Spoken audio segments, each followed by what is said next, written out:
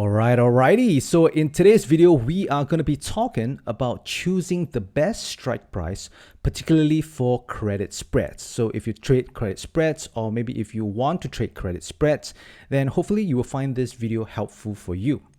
Okay, so how do you choose the best strike price for credit spread? So for the rest of this video, I'm just going to use the example of a bull put spread, also known as the put credit spread, right? So the way we're going to select the strike price for the bear call spread, the counterpart, is also going to be similar, right? So I'm just going to use the example of bull put spread, and then you can just, emulate the same way to find the strike price for the call credit spread side.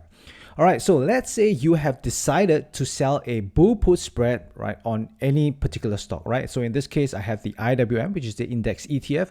So you see that the market has gone down, and you tell yourself, all right, you're going to be a little bit bullish, right? Maybe you're bullish, and then you want to put on a bull put spread. So how do you decide the strike price that you're going to choose? So what you're going to do next is you're going to pull up the option chain, and now you're faced with many different choices, right? So as you can see down here, these are all the strikes for the put side, for the put option.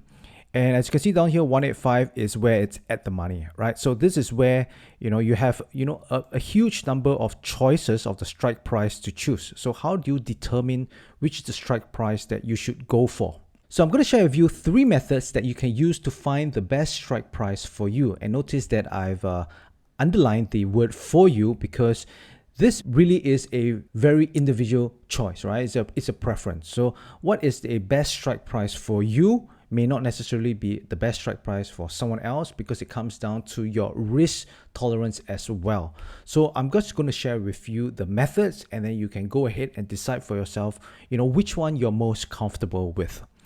All right, so the first method is to select the strike price based on price levels. All right, price levels. So what do I mean? So let's say, for example, you are into TA, right? All right, very simple TA, technical analysis. You like to see support and resistance. So in this case, you can see that I've drawn a support line at 182.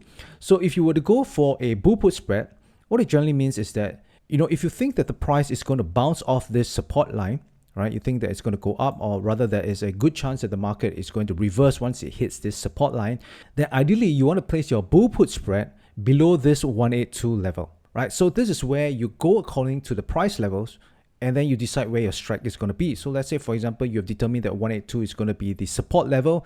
Then you may tell yourself, all right, I want to place a bull put spread where the short put is at 180. All right, so this is where you will go ahead and then you place it at 180 for your short put side.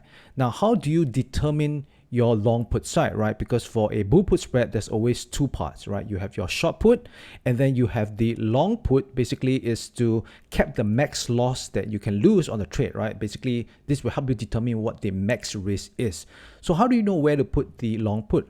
So the long put is actually pretty simple. All you have to do is base it off your risk. Right? What is the risk per trade? So for example, if your risk per trade, let's say you're planning to risk a maximum of $500 on each trade, then the strike that you're going to choose is just 5 points away, right? So 5 points away will ensure that your loss is no greater than $500, right? Because how do you know what your risk is?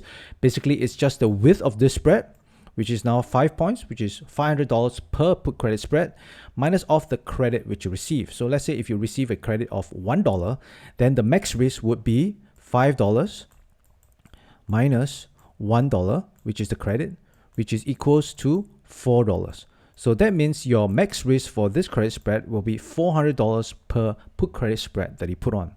Now, what if you have more capital for you to risk, right? Let's say maybe you have $1,000. Well, there's 2 ways to go about this. Well, number one is that you can either double your contract, right? So instead of putting 1 put spread, you could choose to put 2 put spread, or you can just widen up your put spread so that it's 10 points wide. So in this case, as you can see, this is 10 points wide.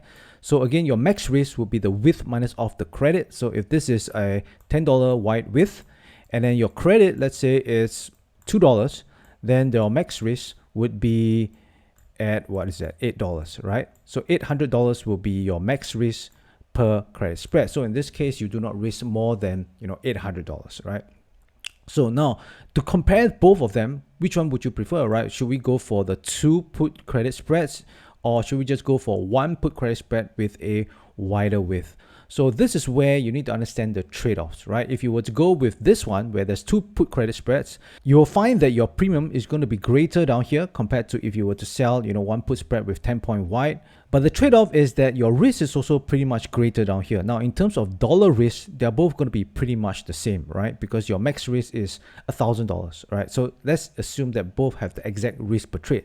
Now, the difference is that this is going to hit your max risk much sooner, right? Because you have placed it at 175, which means to say if at expiration, the market goes past 175, let's say it goes to 174, then at expiration, this put spread is going to be at its max loss. So you're going to lose everything that, you risk for this based on your risk per trade. But whereas for the 10-point wide spread, if it goes to 174, then you do not actually lose the max risk down here. In fact, you just only lose probably up to half or slightly more than half of it. So this is the difference, right? So which one is better? It really comes down to your own risk preference. My preference is to go for a wider put spread because this also actually helps increase the probability of your profit by a little bit. Now, you could also say that, hey, there's another support level at 180 because, the price bounced off at 180 around here and then it went back up. So, there is another support level down here. So you could say to yourself, okay, I want to have a safer put credit spread whereby, I have a better chance of it working out, right? Because you have two support areas, right? If it doesn't bounce off this one, then it may just bounce off this one to go back up again. So you want to play it more safe. So maybe this time you might want to choose the price level at 178. And again, where you're going to place your long put entirely just dependent on, what's your risk per trade, okay? So now you might be asking, what if the strike price you want has very little premium, right? So you have already decided that you want 178 because it is below the support levels. But at this point in time, when you put on this trade, maybe there is not that much premium, right? Maybe the premium is under $1 and you want it to be at least more than $1. So what do? Well, the simple answer is that you just have to wait for the price to drop a little bit more. If the price drops a little bit more, then this is where this put spread is going to be able to generate slightly more premium because now it's slightly closer to the market. Now, what if the market never comes down? If the market goes back up and you never get filled on this, then guess what? You can always have another chance to put on another put spread, right? You do not have to always force a put spread when you do not have the right conditions, right? If you do not have the right premium or do not have the right strike price, the price level which you want to enter at, then there's no need to force a trade, right? The last thing you want to do is force a trade and then you get one of those very subpar kinds of trade setups. Okay, so this is for method one, which you're selecting the strike price entirely based on the price levels. Now, for the next method number two, we are going to select the strike price this time based on delta or probability. By the way, if you like this video so far, please subscribe and also click the thumbs up button. And also do get your free copy of the Options Income Blueprint, where I share the top 3 option strategies that help you generate a consistent income each month, trading just 1 to 2 hours a day, right? So if you want to go ahead to get this copy, just head on over to optionswithdavis.com/blueprint. All right, back to the video. So basically, you are only going to focus on this column down here. All right, this is all the delta of the individual strikes, and you're not going to look at any of these price levels instead, right? You're not interested in the price levels. All you're going to do is make your decision based on delta, right? So this is pretty much employed by some of the folks at Tasty Trade, right? Basically, what they do is they will just take a stance, right? Let's say, for example, if they see that the market is going down, then they're going to say to themselves, all right, I'm going to put on maybe a bullish trade. So if they want to put on a bullish trade, all they're going to be, looking at is what sort of delta you're going to put in, because delta is a rough estimate for it being the probability of the strike being in the money at expiration. All right. So let me just give you an example. So let's take a look at the strike price of 175. So 175 has a delta of 20. So what this means is that there is a probability of 20% that this strike 175 will be in the money by expiration.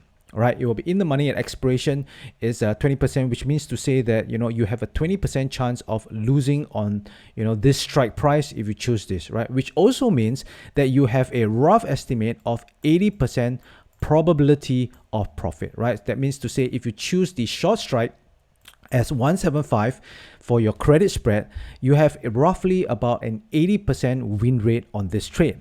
All right, so let me just show you what I mean down here. So let's say, for example, you chose the 180 strike price, right?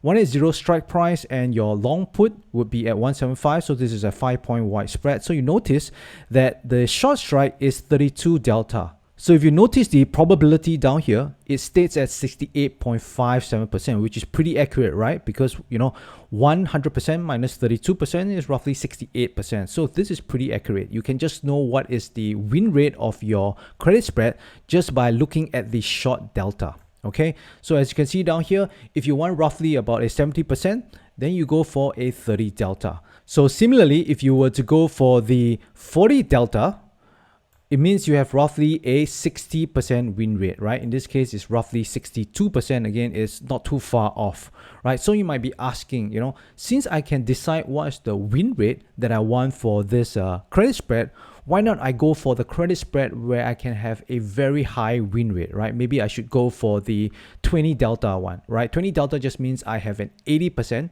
chance of winning, right? So in this case, 81.15% to be exact, you have a pretty high chance of winning. So which is better, right? Should I choose the one with the 20 delta as the short strike, or should I choose the one, at 40 delta?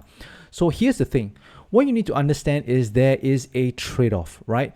If you go for the one with a very high win rate, you notice that your premium is going to be much lesser and your risk reward is going to be lesser as well, right? So in this case, you can see your reward is like what, around less than $100, right? Maybe around $70 or something like that. But your risk is about $400 odd, right?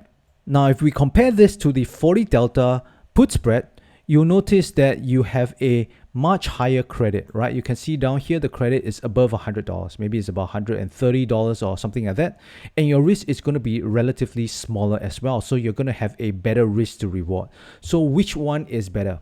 All right. So the answer entirely comes down to you. Right? So if you're a little bit more aggressive in terms of you getting more premium, then you want to go for the higher delta, especially if you're more bullish.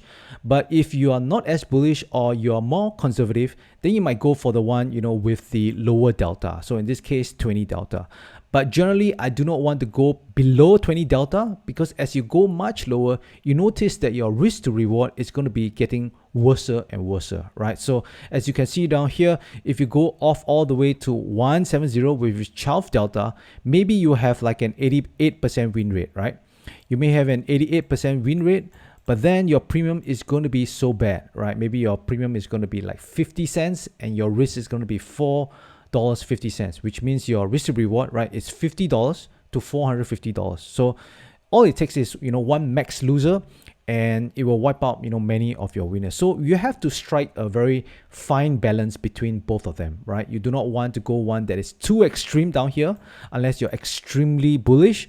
And at the same time, you do not want to go all the way at the other end as well, because your risk reward then would not really make sense. So you want to go somewhere in between. So somewhere in between, I would say around 30 deltas would be a very, very good delta to go for your credit spreads. Okay, so this is for method number 2. Now, method number 3 is a combination of price level and delta. So this time, you are not only going to look at delta, but you're also going to look at the price level. So this is where both of method 1 and method 2 combine. So what do I mean down here?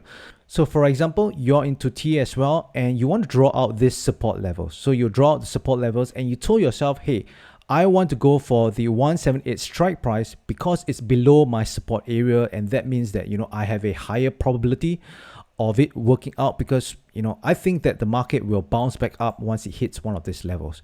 But at the same time, you also want to only enter it when the delta is more than 35, because then you know that you're going to get more premium, right? The higher the delta, the better the premium.